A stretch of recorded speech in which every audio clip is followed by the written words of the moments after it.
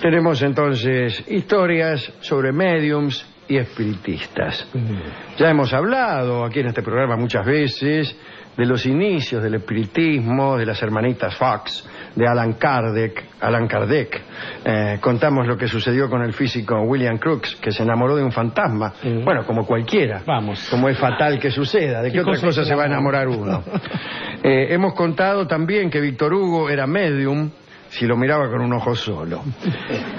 Hemos contado sesiones literarias en donde se presentaban fantasmas de escritores ilustres, durante las cuales, accediendo a pedidos de la concurrencia, escribían alguna cosa, ¿no? Hoy tenemos nuevas páginas para ese catálogo y hablaremos primeramente de Joseph Weisenberg, que nació en 1855 en Berlín. A los 42 años dijo que se le había aparecido el Cristo, nadie menos, y que le confió, o le confirió, por decir mejor, dos dones, el Cristo. El de curar primero y el de comunicarse con los muertos después. Weisenberg se encargó de que muchos se enteraran de la suerte que había tenido, y al poco tiempo la casa se le llenó de gente, de vecinos que querían ora curarse de algún mal, ora comunicarse con los que no habían podido curarse de algún mal. Bueno, los vecinos de la cuadra aseguraban que Weisenberg hacía no menos de 4 o 5 milagros por día.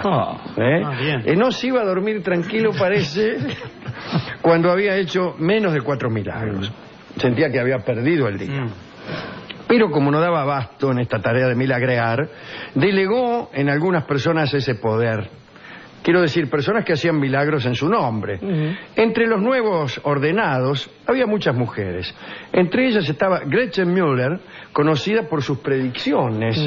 Gretchen había anunciado que Weisenberg la amaría. Esa era una predicción. Es una predicción, sí. Y el mencionado Weisenberg no tuvo inconvenientes en hacer que la predicción se cumpliera. Como medium, Weisenberg formó un grupo que se llamó Asociación Cristiana de los Serios Buscadores del Más Allá y de los Verdaderos Adeptos. Weisenberg condenaba el espiritismo instituido por Allan Kardec y decretó que solo él y sus discípulos tenían poder lícito para comunicarse con los muertos. El resto de los poderes era de carácter ilícito, es decir, se trataba de comunicaciones clandestinas con los muertos y que no eran realizadas conforme a derecho. Todos los miércoles Weisenberg se quedaba encerrado en una habitación donde nadie más que él y algunos seguidores tenían autorización para entrar.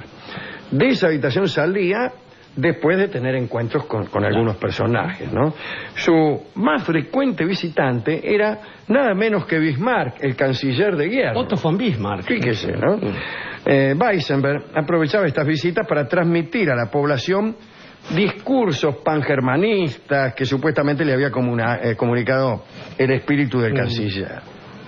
También conversaba a veces con Lutero y con mucho esfuerzo decía haber conseguido la materialización silente, eso sí, de la figura de Aristóteles.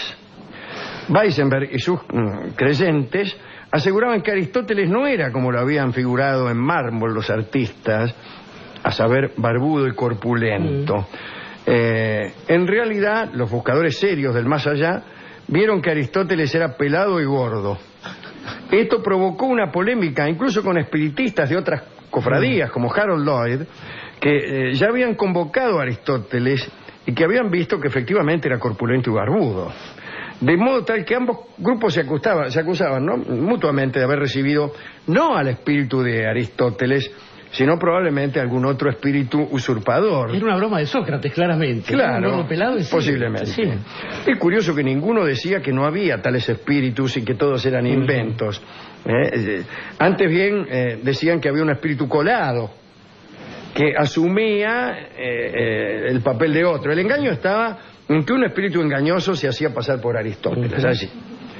Bueno, ante la cantidad de evocaciones que le pedían, Weisenberg, que se hacía llamar Maestro Divino, a mí dice, presénteme sencillo. Mira quién vino. Llámeme Maestro Divino. Transmitió Weisenberg una parte de sus poderes a discípulos que le debían completa obediencia. Si le desobedecían, los poderes les eran retirados por una especie de excomunión. Recuerdo a los griegos que retiraban el poder conferido, por ejemplo, de profetizar, escupiéndote en la boca.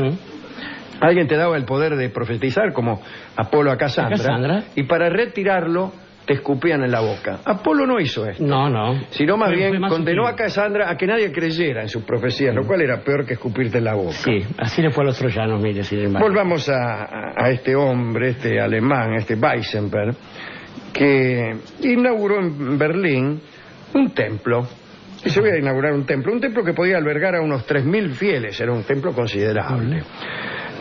Y murió después. Y después de su muerte, los serios buscadores del más allá, su grupo, siguieron con sus indagaciones hasta que los nazis les provieron las reuniones y chao. Sí, para supersticiosos nosotros, dice, claro. Otra medium famosa fue Eusapia Paladino, que nació en 1854 en Italia, en la región de los Abruzos. Y a fines del siglo XIX andaba por Francia. Allí organizaba sesiones musicales, porque Eusapia era especialista en convocar músicos del pasado, como algunas audiciones. Bueno, desde luego, había hombres interesados en las cosas extrañas, como Flammarion. Está Camille Flammarion. Si uno piensa que la astronomía es una cosa extraña, ¿no? Bueno, Flammarion escribió acerca de estas sesiones musicales con Eusapia. Por ejemplo, la tipa iba a un salón cualquiera, disponía unos instrumentos, convocaba a los músicos finados, los instrumentos empezaban a sonar solos, y maravillosamente. O sea, no se producía la materialización del músico, sino que la música era ejecutada por alguien o algo, y los instrumentos sonaban. Dicen que Beethoven tocó para ellos, pero poco, porque parece que de Fontenoy, que andaba siempre con Flammarion, que era un violinista aficionado, quiso acompañar la música de Beethoven y solo consiguió que todo volviera a silenciarse, ya que el bueno de Ludwig se las tomó. Se enojó, dice, que vienen a tocar acá conmigo. Y la última historia es la de la condesa von Moltke, y sucedió en Berlín en 1901. Los asistentes a esta materialización que vamos a referir eran la princesa Kadaya y George Larsen, que era un señor que quería convocar a su esposa que había fallecido. Muy bien, esto lo cuenta el propio Larsen. Dice, en medio del frenesí, la condesa desplegó ante nosotros un espectáculo maravilloso.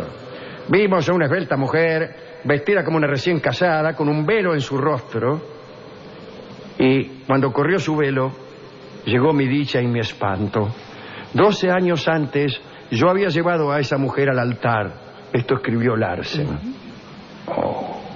Parece entonces que el espíritu de la mujer de Larsen se acercó a él, y bueno, parece que lo abrazó incluso, ¿no? A requerimiento del propio Larsen, su esposa le entregó un trozo de velo. Le habrá dicho Larsen, dame un pedacito de velo. Sí. Y Larsen lo conservó como el más valioso tesoro, etcétera.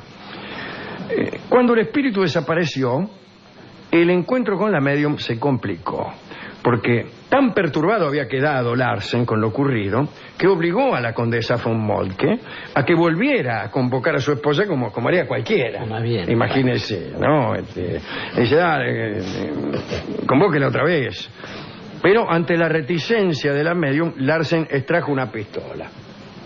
Sacó un bufoso, había tenido la precaución de ir armado, porque uno nunca sabe qué espíritu se le puede aparecer en una sesión. Entonces, claro, con el revólver el tipo, la medium intentó un nuevo acercamiento a la finada, pero no hubo respuesta.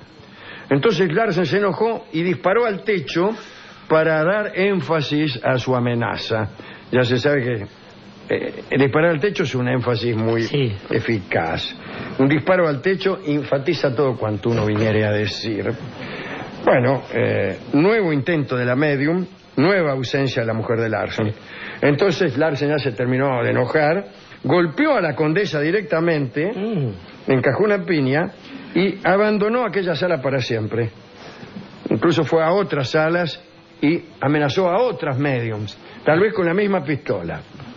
Finalmente terminó detenido y lo condenaron a 1 año de prisión, acusado de amenazar médiums con una pistola. Y ya se sabe que en Alemania la pena por amenazar médiums con una pistola, intentando que esa persona convoque a nuestra esposa fallecida hace 1 año, merece justamente 1 año de prisión. Y lamentablemente no sabemos qué fue de él cuando salió de la cárcel. Si no, hubiéramos podido seguir la historia de Larsen ad nauseam. Y este es el fin de este catálogo de espiritistas. Me ha gustado mucho. De todas, la que más me gustó fue la que convocaba a los músicos, ¿no? Eusapia Paladino. Sí. ¿Usted a quién quisiera dedicar esta recordación de algunos médiums y aficionados al espiritismo? Yo creo, Alejandro, que hay algunos conspicuos amigos de este programa, como Sir Arthur Conan Doyle, el autor de Sherlock Holmes, que, no contento con escribir novelas inmortales y personajes que también se negaban a morir, que fue el caso del mismísimo Sherlock Holmes, era presidente de la Sociedad Británica de Espiritismo, y ha escrito un grueso volumen, aburridísimo volumen, que uno leyó esperando que apareciera el doctor Moriarty. Y no aparecía. No, pero aparecían manifestaciones de ectoplasma todo el tiempo, cosa que produce asco. Creí en las hadas también. Fue víctima Conan Doyle de algunas supercherías. De algunas, sí. Estaba pensando también en Harry Houdini, que alguna vez, convencido de la posibilidad de que las personas que se iban al más allá se pudiesen comunicar con las del más acá, había armado todo un ritual para que su mujer lo fuese a ver. Su madre. Alguna mujer, uno nunca sabe por quién elegir en esos casos, y que tampoco lo logró nunca. Y en general pensaba, bueno, están nuestros amigos Stephen King y Edgar Allan Poe, que también han tenido cierto contacto con el más allá, sin que sepamos muy bien que es verdadero. Pero pensaba más bien en esos bailarines, querido Alejandro, que habiendo sido eximios bailarines de todo tipo de borde en la vida, saben que la pieza final que tienen que bailar no se puede ensayar, y que aún así, con la frente bien alta y la conciencia tranquila por haber hecho todas las tropelías posibles, se deciden a bailar, pase lo que pase, ese final vals del minuto. Y el vals del minuto, o sea, el vals número 6, opus 64, número 1, que está en re bemol, llamado del minuto, del polaco, ¿no? de nuestro amigo Chopin, que sería nuestro principal convocado, probablemente, si pudiéramos llamar a tocar algo de una sesión de espiritismo. Así que escucharemos este vals del minuto que interpretado por Ida Charneca, ¿no?